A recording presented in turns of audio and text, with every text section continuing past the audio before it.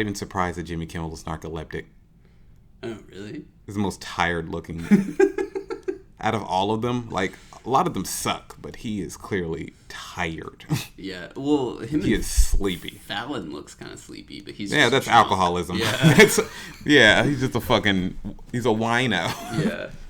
It's because he's slurring his words because he took a couple of shots before he came out. Like, that's literally it. Pretty much, yeah.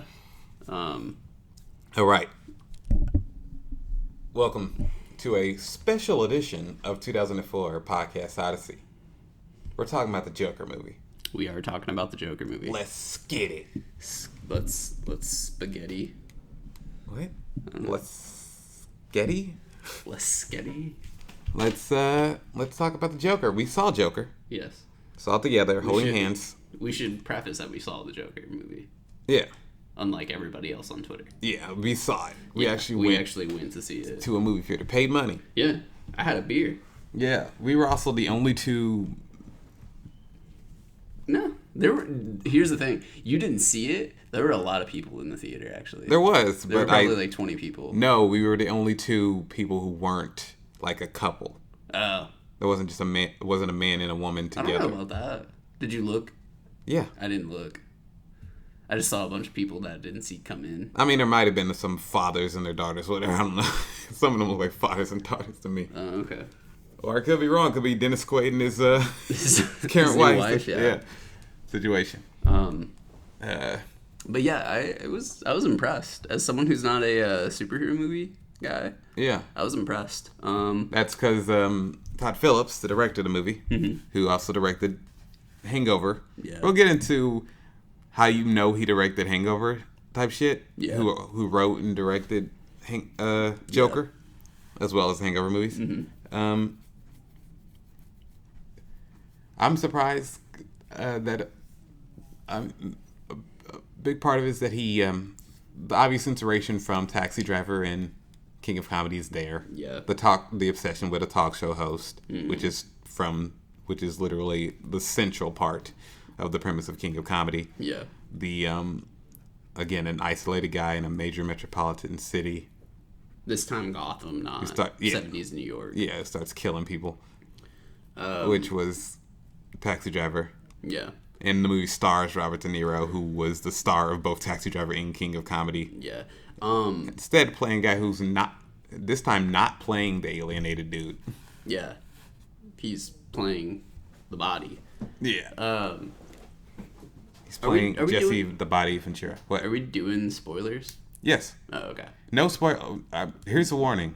We don't give a shit. We're just gonna talk about the movie we saw. Yeah. So it's been out for a while. You have no excuses, and I don't give a damn. One of the things you were kind of like pissed off at the beginning about all of the Taxi Driver shit, like right out of the jump. Yeah. But like it kind of just stopped. Yeah. They did it quick. It was like in the first like 10 minutes they had it out of their system almost. I mean the imagery. Yeah. I mean they of course they did. There's a scene where he gets into a elevator with a woman he becomes obsessed with. Yeah. She is portrayed kind of. Well, do we want to just get to that part and explain that? I'm not going in order. I'm gonna be jumping all over the place, so it's fine. Okay. They get into the elevator, and she just had a long day, and she's like, I've had a long, I don't know. I can't remember what exactly she says. I think it's like well, she's like running, he holds the elevator for her. Yeah, and she gets in with her kid. Yeah. And she does like the finger guns to her head, like committing suicide thing. Yeah, like I just want to blow my brains out. This shit's like so crazy. Which is a thing people do, but it's also clear this in a movie this clearly inspired by Taxi Driver. It's also a reference to the final scene. One of the final scenes in Taxi Driver, where after Travis goes on his rampage, he's sitting sits on the couch. Hands covered in blood, and in front of young prostitute Jodie Foster. Yeah, does the whole pretends he shoots himself in the head. Yeah, and which after the Joker gets off the elevator with her, the Joker was in a very socially awkward, I think, flirting move. Yeah.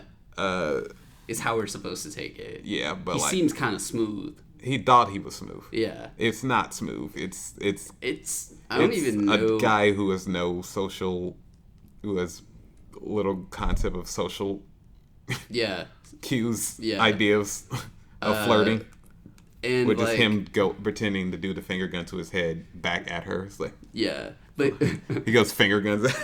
He does it. He hams it up a little more. Yeah. And puts a little more like realism to it, like in the mimicry of a socially awkward person. Yeah. I don't know what you mean. Like his what's the shit called? What? Like mimicry? Is it the way he's doing? He's pantomiming. The way he pantomimes it is a little more realistic. He adds a little extra flair to it. Like he does like the with his lips or his gums. Yeah, and then she was just making small talk, but he was like trying to flirt. Yeah, he went to acting school on that finger gun suicide. He spent extra time on that. Yeah, is what I was trying to get out. While y'all niggas were playing Zip Zap Zop, he was y'all learning shit from Stella Adler and the Meisner technique. He was honing his craft at finger gun suicide. So he kills himself that way, and then he pretends to kill himself that way. The movie doesn't end that early. Yeah. So do we want to talk about how she's not real, or his understanding of what's going on is not real? Stop asking. Do we want to talk about? We're going to talk about literally everything in this movie. Yeah, but do you want to do it now? Yeah, I don't care. So like we see it for a while. He's like going on dates with her. He invites her out to see his stand up. Yeah. And it looks like they're happy. He's like happy. They're in a cute little mood. You know, they're doing like cool shit together. She's there for him. None of that's real. And that's all a hallucination. Yeah, shortly after he finds out that his mom made up the stuff about Thomas Wayne being his father. Yeah. And actually adopted him, and that she allowed him to get abused. Well, here's the thing. He goes off his meds. Yeah. Before that. Yeah.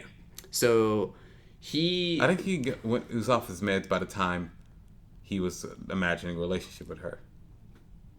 I think he was imagining the relationship with her the entirety he was off his meds. Yeah. Like only when he was off his meds.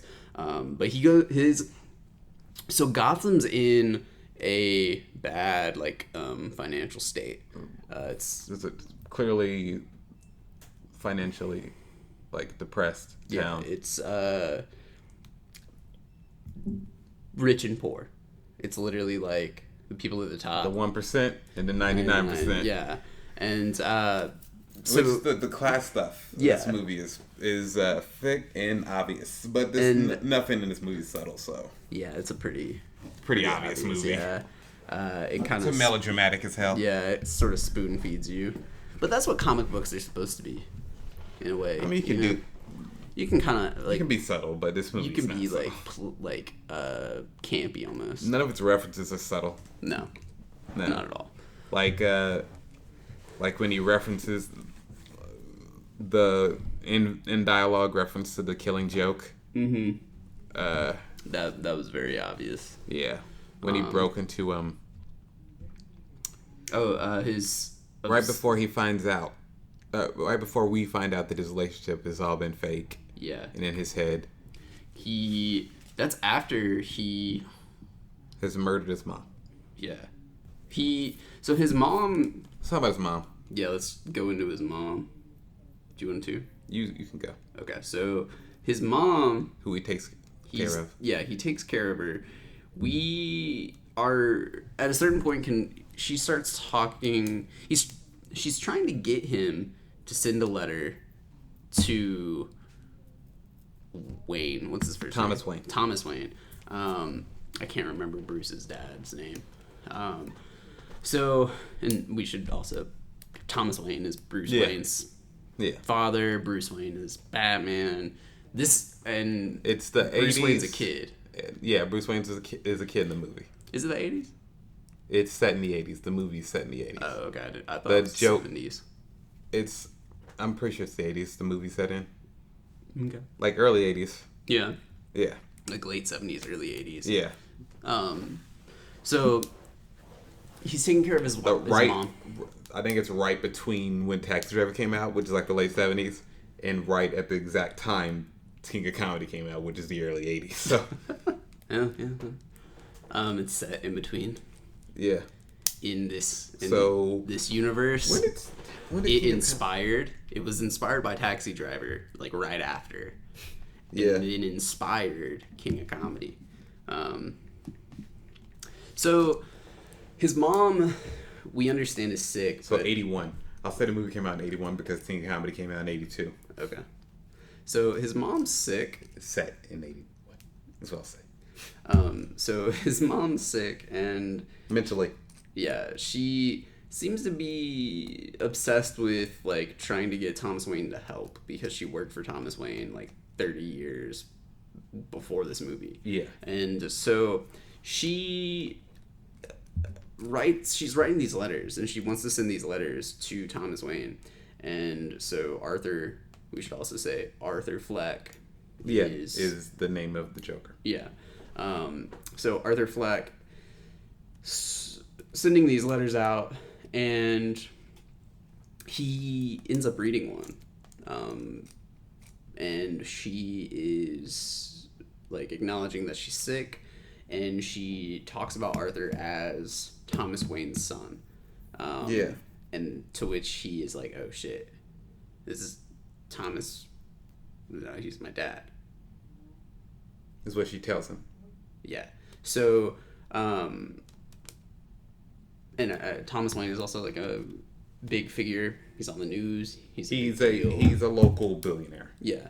He's like the Donald Trump, and he runs or a Michael Bloomberg figure. Yeah. Would be in New York, a local billionaire who runs for office, like how Michael Bloomberg ran for mayor of New York City. Yeah. And obviously Donald Trump ran for president. So he, so she's convinced that pretending that he's empathetic to poor people, but not empathetic to not be a billionaire. Enough. Yeah. Well, I'm just talking in general. If a billionaire runs for office, they don't give a shit about you. Yeah. They're not empathetic enough to not be a billionaire. Yeah. So billionaires shouldn't exist. So she is, in her psychosis, convinced that her and Thomas Wayne had a relationship. Yeah. And Thomas Wayne got her pregnant, and that is Arthur. Yeah. You hear that? That's me scratching my eye. Oh, okay. It sounded like a... Okay, so... Does that inspires him to like start trying to contact Thomas Wayne? He just goes to his house. Yeah. That's the first thing he does. Go to his house. After he finds out. Yes. And then goes to his house, talks to his kid. Yeah. So this gives them fake flowers and then does this weird forced smile thing that he does to himself earlier in the movie, which is put his fingers on into his mouth, into his and like under his lips, into a smile. Yeah. Which I feel like that's probably a thing clowns do. I don't think I think it's just like something. Put on a happy face. I think it's symbolic of that. Like he's kind of forcing himself to like try to put on this. Yeah, it's symbolism. Yeah. In real life, clowns don't do that. No. They just smile. Yeah, but like that shit can hurt your like smiling, like forcing a smile all day. Yeah, but not all clowns smile. Yeah. You ever been? I remember going to Winglings like the last time I went to the circus. Before I was like, ew, circuses are gross. Yeah. And not only like actually like kind of filthy and disgusting. It's the animal stuff. Yeah, the animal cruelty. Yeah. Yeah. Also, I don't hate clowns. Yeah. I know society hates clowns and stuff. Yeah. They're supposed to find them creepy. I'm just like, that's not what they were intended for in the beginning. Yeah, I guess I guess everyone at some point everyone started getting colorophobia or whatever they call it. Chlorophobia. Is it? I don't know. Colorophobia. That's what I think called fear of clowns is called. Oh, is that sounds like the fear of chlorophyll. And I'm just like, I don't understand why it's so. I mean, that's I guess, but I don't have it. So I feel like a lot of people probably got traumatized, and also Bundy. Bundy, yeah, probably. Yeah, Bundy's like the major part of it, and I think also like it's easy to villainize because you wear a mask or face paint or some sort of. And I think the Joker probably. What? I think the Joker probably contributed too. Like the existence of the Joker character. Yeah. I think the Joker character has been around since 1940. So. Yeah. And then like any costume back then had to be like creepier. I guess. So he goes to his house, does that weird shit to Bruce Wayne. Bruce Wayne's a kid. This is before his parents are dead, of course. And Alfred comes out. Young Alfred. Yeah. It took me a minute to realize that was Alfred, simply because I'm so used to Alfred being an old dude. Yeah. Yeah, but this is a different era. Are we sure that that's Alfred? Are we like? I don't think 100%. I'm not exactly sure, but I would like to imagine that, that the Joker nearly choked to death young Alfred, because fuck Alfred. Why do you hate Alfred? I don't like any of the Waynes. I was happy when. Oh, okay. Let me see if it was. I mean, Alfred's not a Wayne. Yeah, I don't. No, he's. Yeah, that was. Oh, okay. That's what it says. Okay. Yeah, that's supposed to be Alfred. Okay. Fuck Alfred. Okay. Fuck Bruce Wayne. Fuck Thomas Wayne. Fuck Martha Wayne. This movie had me on my kill the rich shit. Yeah, it should. And the class stuff is thick in this movie. Yeah. All right, so Joker gets a gun from an asshole coworker after he gets beat up by these street kids. Yeah. This is like first scene. Yeah. Right before the credits even. Yeah, it's during the credits. Before the title card shows. Oh, okay. You forgot that? Yeah, I forgot that. Yeah, while he's like... Yeah. Joker appears on screen. Yeah. Yeah.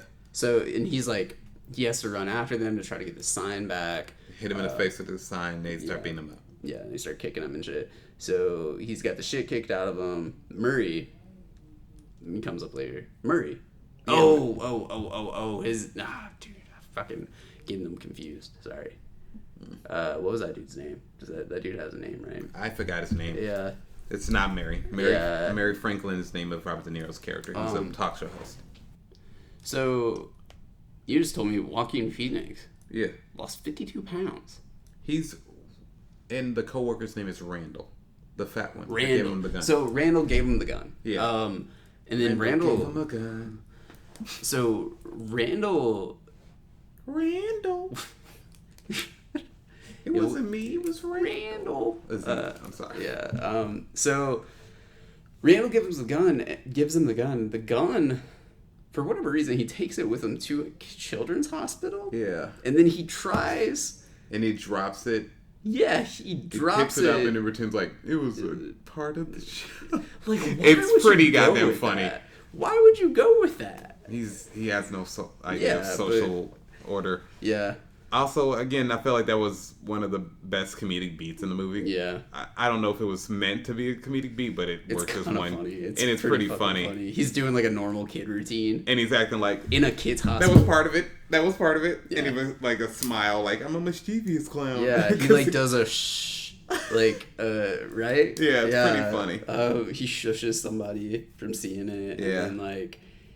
immediately that scene closes, it's him being fired. Yeah. From the clown. And apparently Randall drew him under the bus about the gun too. Yeah, and like he didn't ask for it at all. No. Randall just gives him this gun. Randall on some and he's not supposed it's a to jungle have it. out there. Yeah. You gotta protect yourself by any means necessary. They're animals. Like Randall does come across a little racist. He probably is racist. Yeah, probably. Yeah. I mean, it's that time in New York. So, also, yeah. feel like that type of guy would still be a racist. Yeah. Oh, and I forget his name. The even in New York, that guy would still be racist to this day. Oh yeah, that's what I was saying. Yeah, I was saying it's 80s New York, like. Yeah, but today that character would still be racist. Yeah, because stayed in New York his whole life. I think before he gets fired. Is it before he gets fired that the shooting on the train happens? Oh, that's a good question. No. Because they start questioning all the clown places. So that happens, and then he still has the gun, and it falls out. No, No, he kills the 3 dudes on the subway. Does that happen before he gets fired or after? That happens before, because he's there and they're talking about the publicity of the clown shooting. Okay, you're right. All right, the clown shooting. Let's talk about the clown shooting. Yeah. So that is where we start to. Well, actually, no. We should talk about the scene, the bus scene in the trailers where he's like messing with the kid. We'll talk about that, but no. The reason I want to say that is because within that scene, he starts laughing, and this is when he hands the lady the card. Oh yeah, the first example of the laugh. Okay, you're right. This is when we learn. That's better order. To talk. This is when we learn that the laughter is a condition he has, and he can't control this laughter. He laughs at any time. Yeah. We also the opening scene is him laughing, and you can't tell if he's laughing or crying. Yeah, was one of the first things, and that he has a laugh that it's like painful and it's a neurological disease, and he has no control. Yeah, and he chokes when he does it. Yeah. So he's sitting on the bus. Entertaining some kid that's sitting in front of him.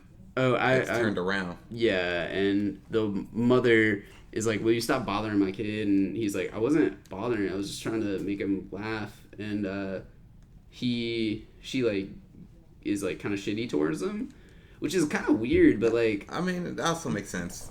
Some parents don't like strangers interacting with their kid, even if they're just making them laugh or whatever. And, we don't know anything about that character. It could have been a rough day or whatever, too. Yeah. And Offer is, well, she doesn't know Offer at all, so... Yeah, so he is all right, and then he starts laughing uncontrollably. Like, he can't help it. And she hands him a laminated card. He hands her that's what I meant. He hands her a laminated card. Yeah. And she gets jealous of the card, and she goes American Psycho on him. Invites her to his her penthouse apartment. Asks him if he likes Huey Lewis, and another '80s movie about shitty. Yeah. But that brings us to our next when the train shooting. That brings us to the train shooting because it's 3 yuppie fuck dudes. Drunk. 3 American Psychos really get on the train. Yeah. And this one dude is like, they're talking about like trying to get these girls to fuck them and shit at the club or whatever, at the bar. And one dude's like eating these fries, and there's a lady on the throwing train, the fries at the lady, like trying, because he says something to her. He's like, "You want a fry?" And which is a yuppie mating call. Yeah, and which is throwing fries at a woman. He there's starts berating 2 types her. of mating calls. There's the yuppie mating call, which is doing fries at a woman, and there's the ghetto mating call, which is patting yourself on the belly. What? It's the Patrice what's his name? Fuck. Tracy Morgan joke. Ghetto mating call. No. You don't know that? No. God damn. I don't have that one. Wow. Also, I was smoke less weed every day. But how am I gonna sound like Tracy Morgan? In my 40s. So they start harassing that lady. Yeah, and then Arthur. I have trouble saying Arthur. Yeah. He starts laughing uncontrollably. Yeah. Not at the situation. He literally just can't stop himself. Yeah, also, you could probably like infer that he's like uncomfortable. He's uncomfortable, yeah. And when he's uncomfortable, he kind of does it. It's a nervous. It's both a normal thing. It just is. It's something he has no control over. It also happens when he's nervous. Yeah, I mean, high anxiety is going to push you towards that sort of shit. Almost like a tick. Yeah. So he starts laughing, and the lady gets up and moves. Like, she hops cars. She goes to another, yeah. Goes to another well, it doesn't hop, but, like... She does a bunny hop, like... off the... Yeah. Like... It's weird. It's, like, out of character for the movie. Yeah. It's like, why is she bunny hopping? Do you remember the 50s? She actually turns into a bunny, and she hops off, and it's like, what? She actually poses nude in that subway station in Playboy. Yeah, it's becomes a Playmate Bunny like of the Year. Supernatural, it's pornographic, it's like none of this, it's a movie. It's such a progressive movie. Especially compared to Todd Phillips' other greats, like that G.G. Allen documentary. What were you saying? What about progressive? What? It was a joke. No, you're saying... It's a progressive movie. Oh. Like... Ain't that about Chloe or whatever. Oh, Flo? Yeah, Flo. Dude, it's the redhead dude now, too. Who? He has his own commercials. The side character. Is he redhead? Is he redhead? Yeah, he's a ginger. Are you sure? He looks blonde. He's like a strawberry blonde. Oh, yeah. Yeah, they're doing his own commercials now. Yeah, trying to make... Nah, you better go back to Flo. No one can beat Flo. She's the Mickey Mouse of your universe. No, she probably wants to fucking, like... She probably wants to, like, be a regular actress again. No longer a spokesperson exclusively. Like, that's gonna... I mean, it's making her, but it's also ruining her, like, career. She is a comedy actress that just wants to... Yeah. She just is doing a good character. Yeah. She should do porn. As Flo. Calm your horniness down. Jesus. Hey, tell me you wouldn't watch that shit. Jesus. I mean, we got a lot of actresses going into porn, man. Like, are you just talking about that lady from Boy Meets World? Yeah, I'm talking about that lady from Boy Meets World. But also, she actually started before that. She was like doing like cosplaying and then new cosplaying and now porn. Natural progression. Yeah. Kind of is these days. Yeah, pretty much. She didn't start out as a cam girl, but she started out as an actress. Yeah, which is like a step above. Yeah. Like quite a few steps. She was she was on successful... a regular on a television series. So then these dudes on the subway start harassing Arthur. They grab his stuff. Yeah. And they start beating him up for no reason. Is he in makeup? Yeah, he's in makeup. Yeah, he's in clown makeup because he's coming from work. Yeah. We just didn't say that. Yeah. So they start. But you asked it like it was a question. I want to make sure. All right. I'm trying to like think it through. My memory's hazy. Oh, it's super hazy. It's purple haze. There's holes all over it. Yeah.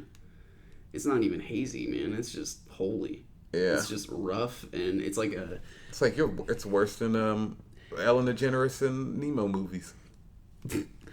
My memory looks like a flannel jacket in the grunge era Seattle. It's Swiss cheese, and then there's no cheese memory. Funnily enough, I remember the taste of a lot of cheeses. When I'm high, I'm like a fucking cheese expert. I'm a cheese sommelier. A cheese connoisseur, if you will. Yes. He recites the cheese shop sketch from Monty Python whenever he's high. I can find a actual copy of that online and recite it. Yo, for real though? What? Very difficult to find online. The scene? Yeah, just the clip. Very hard. You can find it in Monty Python. You just watch the show. You'd have to go through the show. Yeah. But the show's not streaming. Well, you can... It is streaming. It's on Netflix. Oh, it is? Everything Monty Python's on Netflix. Oh, I didn't know that. Yeah. Okay. We're going to have to find it then. Yeah. Because you can't find that You show can on actually YouTube. look up the cheese shop on Wikipedia, and it'll tell you the episode that it's in, so... Yeah, okay. Monty Python's like Monty Python and SNL are like the two sketch shows that have a bunch of articles about specific sketches. Yeah, people love Monty Python. Yeah. It's like... It's the single greatest... Yeah, sketch show of all time. Yeah. Flying Circus is. Yeah. So... And then they start beating him up. Start beating him up for no reason. Yeah, no fucking reason. Because they're sociopathic yuppies. Yeah, exactly. Yeah, and they're drunk. But little do they know. He has a gun. He's on the ground. He pulls the gun, he shoots 2. Janie pulls out that gun and yeah, shoots 2 of them just dead. yeah. The third one, he has to chase after. Yeah, he runs away. And what's crazy is like there are people around and shit, but the city's so fucked that he just No one walks gives away. a shit. Yeah. Barely. I mean, he's torn up, but like. And then he goes but he feels alive by shooting them. Yeah. And then this is when we start to see like this is his descent. Yeah, the beginning of his descent. But was he off his meds in this point? I don't remember. I can't remember. I think it's like he does this, and then he's off meds, right?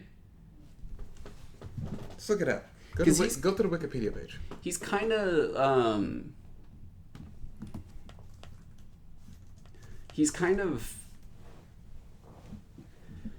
shit. I can't remember, man.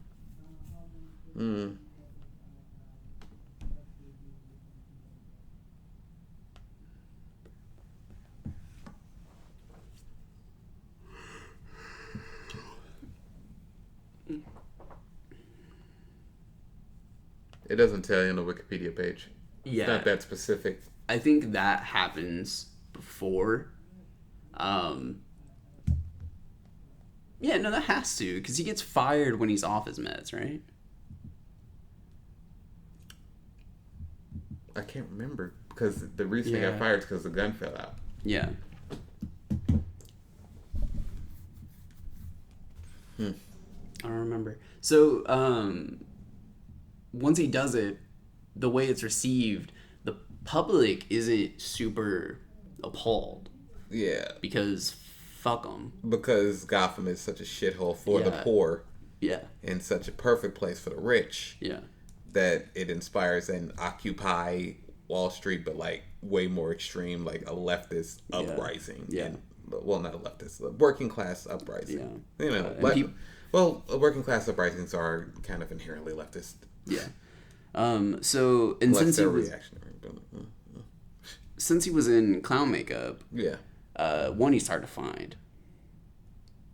Which is like another thing. This is kind of like the anonymity of being a clown is so such a good tool in the story. Yeah. So because of that, he has green hair. He has a green wig on and whatever, and so people start dressing up as clowns.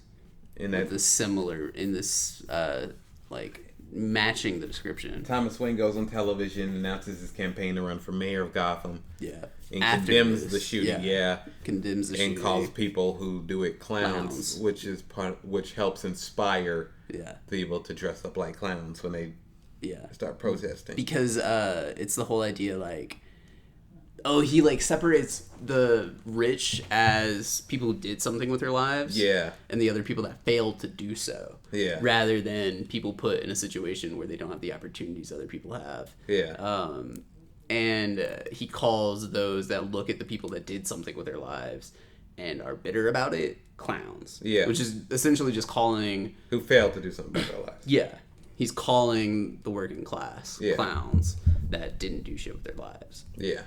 Neglecting anything that dude has going for him. Like the money that was in his life. It's a big part of the working class struggle. And it's it's still a relevant... On Chapo, I know we're talking about another podcast observations, but they did make a good point that this is one of the few class struggle movies in America. Mm-hmm. They started talking a comparison between this movie and America and how they make movies about class struggle in comparison with other countries, specifically England and their famous director Ken Loach. I know you don't know who that is. Ken Loach is a British director who's known for his like left-wing movies, but they're like realistic stories of working class people in class struggle. And he's like a famous director, wins awards all the time. Mm-hmm. But when America makes them, they're always genre fair. They're always stuff like Joker or other Batman movies. Oh, we have to hide it behind subtext. Yeah, or with subtext. Or the Purge movies. Oh yeah. There has to be some sort of like genre label to apply to it. Mm-hmm. because people don't want to see something. People don't want to produce something. Because that's like, bringing the money. Yeah, that's blatantly out there, and then the whole condemning the rich. Yeah, oh, God forbid. But also, I think that there was there's this want to,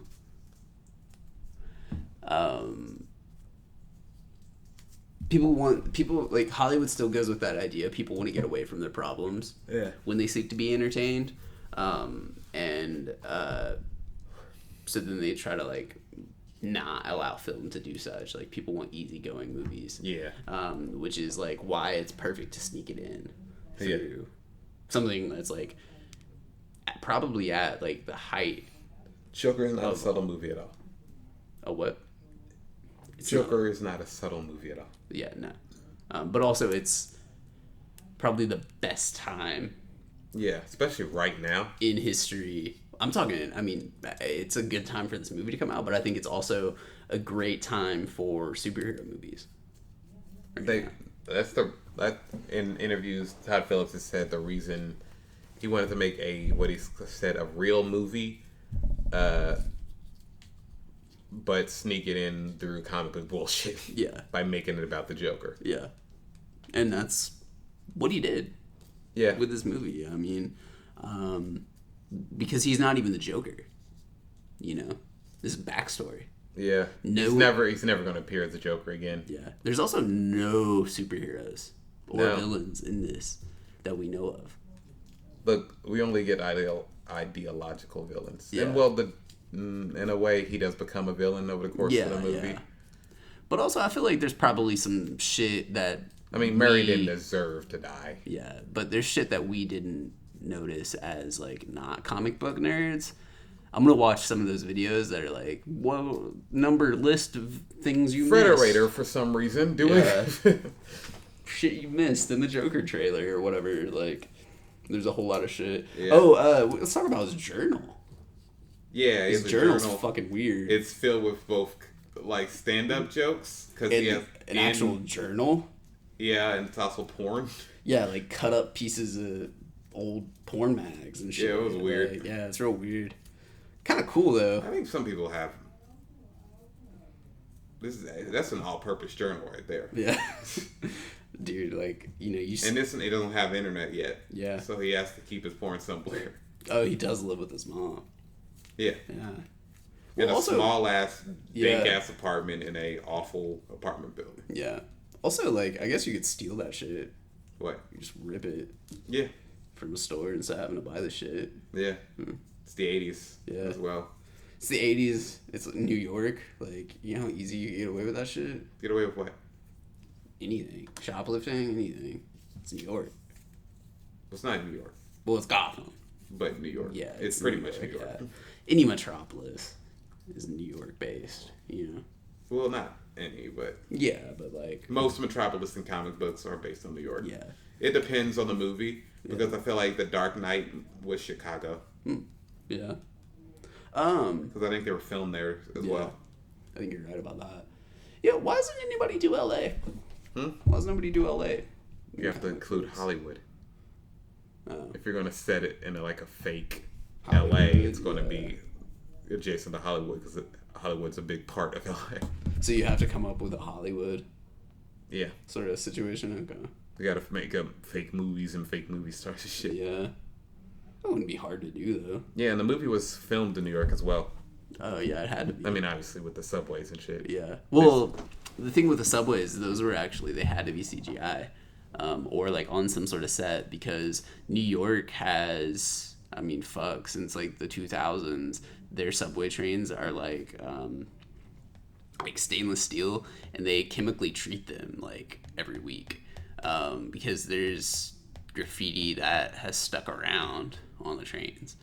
Are you sure they didn't like find an empty one? I mean, they could have actually, because like New York keeps them and shit. It could be a real one, but they don't run them. Oh, you said there's. I'm looking at the inspiration that the Phillips. Yeah. His inspiration was the obvious ones. Yeah. Taxi Driver. I didn't know Raging Bull was also part of it. Raging Bull makes sense as well. Yeah, it's Robert De Niro. Robert De Niro, Scorsese. New York. Yeah. I didn't realize that all three of these movies are considered great movies. Yeah. I mean, King of Comedy is the least known, but Yeah. they're all considered great movies. If you see King of Comedy, you generally like it. But it's Robert De Niro and Scorsese got away with making 3 movies of essentially the same thing. Well, okay, Raging Bull's different. Yeah, Raging Bull's way different. He's a boxer. Yeah. He's like a rageaholic psychopath. Well, not a psychopath, but like a Yeah. just like a. Wait, is it in Raging Bull where Steve Buscemi kills himself in Vietnam? What the fuck are you talking about? Isn't that a Robert De Niro movie? No. You know what I'm talking about, though? No. There's a movie where, like, Steve Buscemi... Steve Buscemi is not in Raging Bull. Oh, okay. The Raging Bull came out in 1980. Stars Joe Pesci and Robert De Niro. Not Steve Buscemi, dude. Fucking Walken. Huh? I'm sorry, Walken. Christopher Walken kills himself in Vietnam playing Russian roulette. You're thinking of Deer Hunter. Deer Hunter. And I don't think he kills himself. No, he does. He's playing Russian roulette. He's got like a 1 in 6, 1 in 5 chance. I don't think he kills himself. On purpose. No, I think you're... Because if I remember the scene, he goes, ah! And it keeps on clicking and nothing happens. So I think you're messing. No, he puts it in his mouth, dude. I don't think he kills himself. Yes, he does. I think they're remembering how shitty it was. No, he killed himself, dude. The No, they didn't kill themselves. Oh, when he gets back to America? He goes back to Vietnam. Or maybe he's in America playing Russian roulette. I don't know. No, that happened in Vietnam. Oh, okay. I'm looking this up.